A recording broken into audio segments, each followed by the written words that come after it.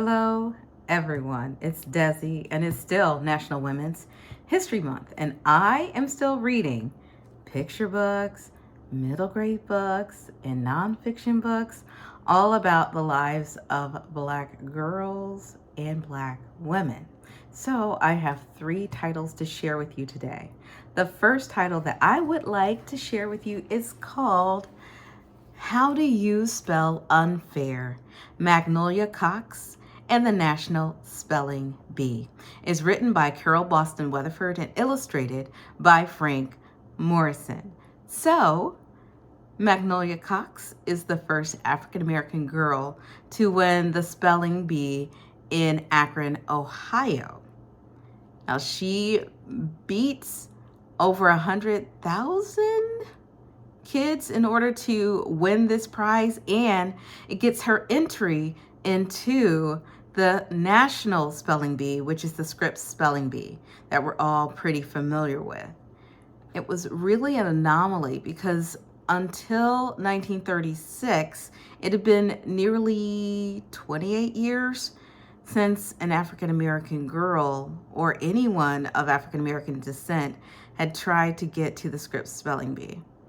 So you learn about her journey to DC, you learn about the Scripps Spelling Bee, and you learn how she was celebrated, and you also learn more about not only the Scripps Spelling Bee, but the barriers that existed for African American boys and girls who wanted to be in spelling bees. Again, the title is How Do You Spell Unfair?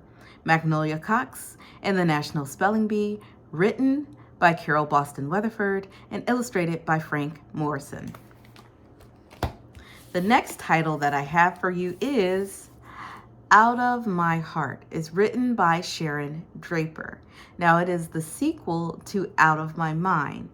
So Melody is an African American girl who has cerebral palsy.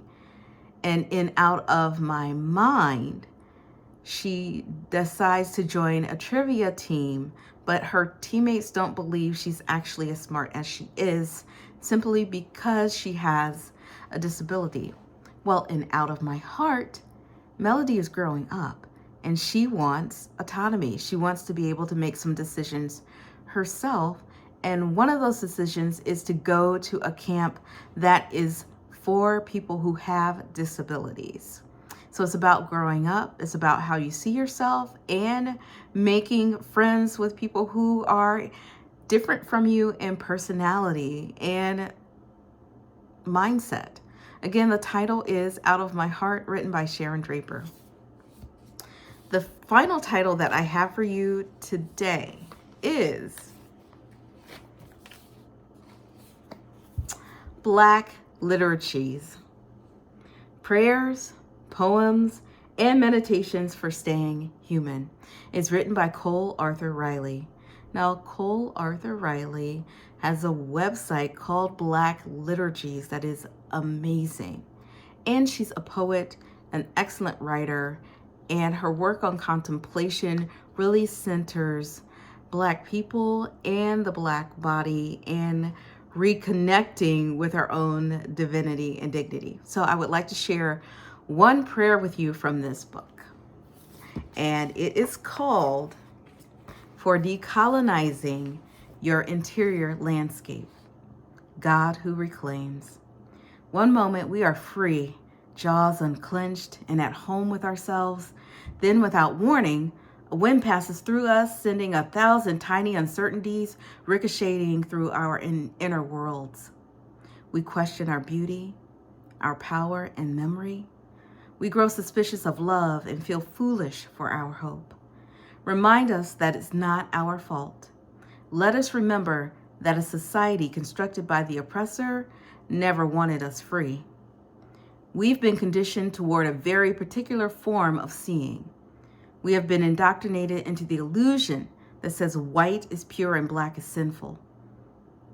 That says our worth is correlated with how willing we are to be eaten and spit out by capitalist appetite.